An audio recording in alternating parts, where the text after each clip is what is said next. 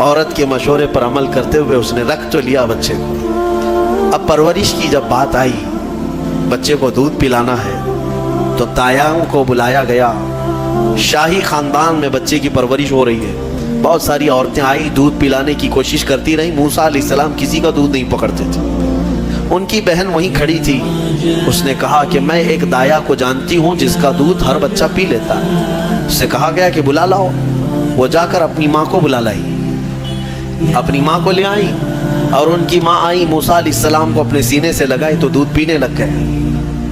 تو سب میں یہ بات مشہور ہو گئی کہ یہ یہاں کی مشہور دایا ہے، اور یہ خاندان کے اندر رہے گی، شاہی خاندان میں، محل میں رہے گی، اور بچے کو پلانے کی اجرت بھی دی جائے گی، اجرت بھی دی جائے گی۔ فرعون کے گھر میں پرورش بھی اور انہی کی ماں سے دودھ بھی پلانا، پھر پلس اس کی اجرت بھی دلانا، یہ شان ہے رب ذوالجلال کی۔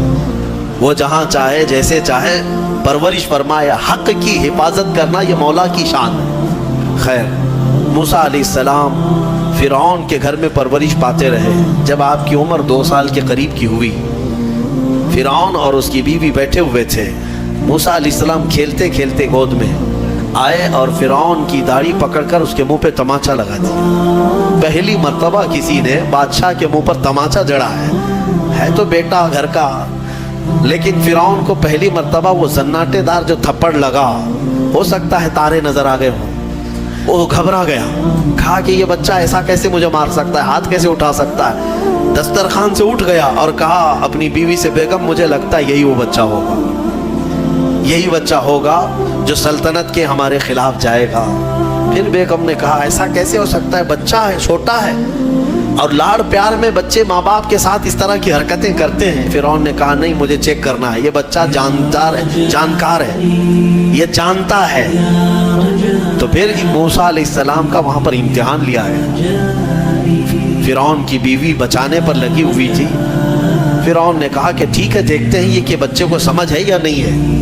امتحان کے لیے بیگم نے کہا ایک کام کرو، ایک برتن میں آگ کے انگارے دہکتے ہوئے کوئلے وہ بھی لائے جائیں، اور ایک برتن میں سفید پھول لائے جائیں۔ اگر بچہ عقل مند ہوگا تو پھولوں کو پکڑے گا، نہیں تو پھر یہ لال چیز کی طرف بچوں کا ہاتھ زیادہ جاتا ہے، آگ دیکھے گا۔ کہا ٹھیک ہے، یہ آزمائش کی جائے گی۔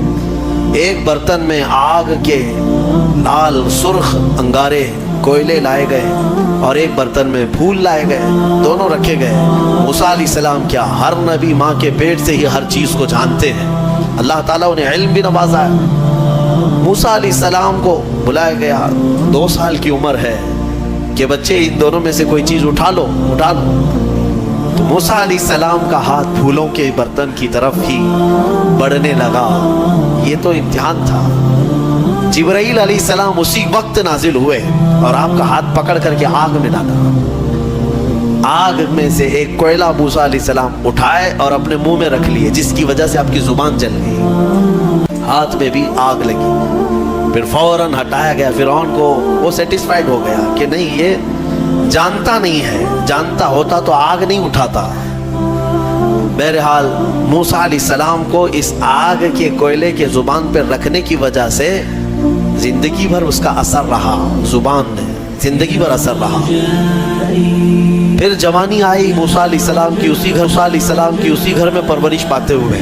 پھر آپ وہاں سے نکلے اور آپ کی ماں نے آپ کو ساری چیزیں بتا دی کہ ہم بنی اسرائیل سے ہیں، نبیوں کا خاندان ہے، اللہ تبارک و تعالیٰ کی عبادت پر ہم ہیں، اور فرعون ظالم ہے اور وہ اپنی پرستش کرواتا ہے، اپنی عبادت کرواتا ہے، لہذا ہم فرعون کے خاندان سے نہیں ہیں۔